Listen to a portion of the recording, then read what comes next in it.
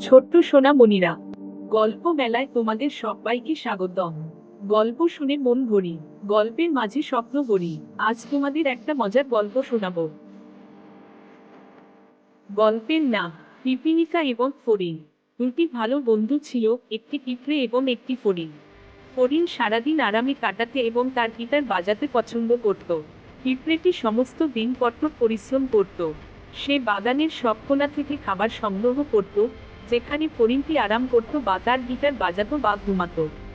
ফড়িংটি প্রতিদিনই পিঁপড়েকে একটি বিরতি নিতে বলতো, কিন্তু পিঁপড়ে শুনত না এবং তার কাজ চালিয়ে যেত। শীঘ্রই শীত এলো। দিন ও রাত ঠান্ডা হয়ে গেল এবং খুব কম প্রাণী বাইরে বেরোতো। হরিণ কোনো খাবার পেত না এবং সব সময় ক্ষুধার্ত থাকত। কিন্তু পিঁপড়েটির কাছে সারা শীত নিরুদ্বেগে কাটানোর মতো যথেষ্ট পরিমাণে খাবার সঞ্চিত ছিল। গল্পের নীতি কথা: সময় ভালো থাকতে কাজ সেরে নাও।